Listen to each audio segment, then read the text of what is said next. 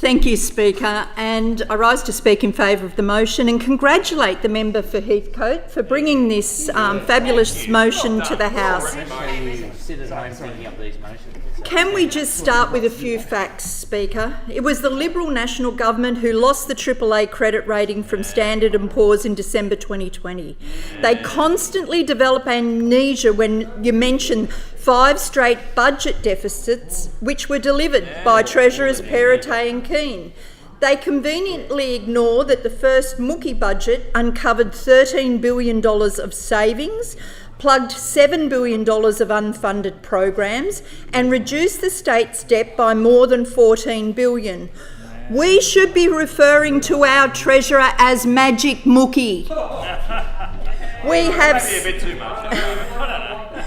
have stabilised debt.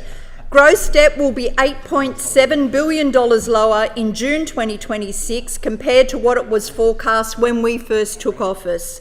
Let's talk about the 12-year wage cap suppression and the ensuing economic chaos as a result. Thousands of teachers, nurses, healthcare workers, police were all roles left vacant. They left office with real wages lower than when they were elected 12 years earlier. Real wages have increased under our government by 1.3% just since we were elected 2 years ago, reversing the overall decline under the former government's term in office. We made sure that 1,100 nurses, which were unfunded from 30 June 2024, were made permanent. $700 million shortfall for kids living in out-of-home care. Disgraceful. No funding for cyber security. $100 million cut from Destination New South Wales budget, which would have put at risk iconic events like the Mardi Gras and the NRL Grand Final, for which I declare an interest. The Party of Small Taxing also introduced or increased 21 times while they were in office. Four. Sorry. They implemented a total of $34 billion of revenue measures during their time in government.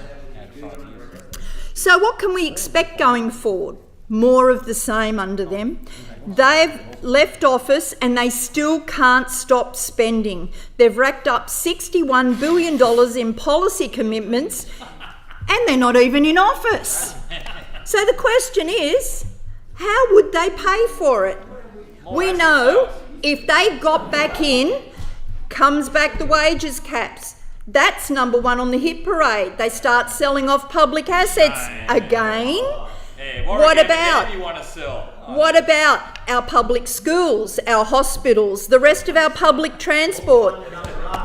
Nothing would be saved. The Harbour Bridge, the Harbour Tunnel, the Western Harbour Tunnel, they'd sell off absolutely every road they can get their hands. Anything that's not nailed down would be fair game. The member for Manly asks, what are we doing? We have a plan.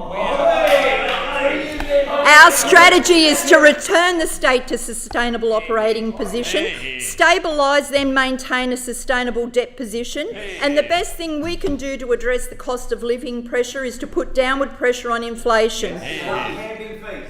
We will be doing that by controlling spending through cutting waste and limiting any new spending to only the must-haves. At 1.8%, our expenses growth is almost threefold less than the former government, who spent at a rate increasing by 6.3 each and every year.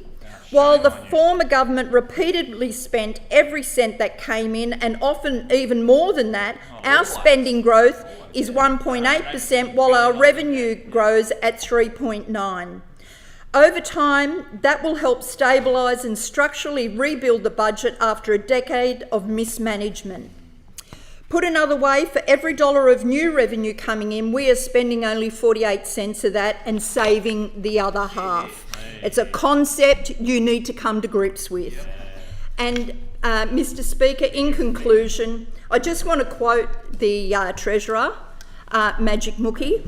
Paying people enough to provide for their family is right morally, it is correct economically, and it is vital if we want to rebuild essential services to the world-class standards New South Wales demands. Thank the member.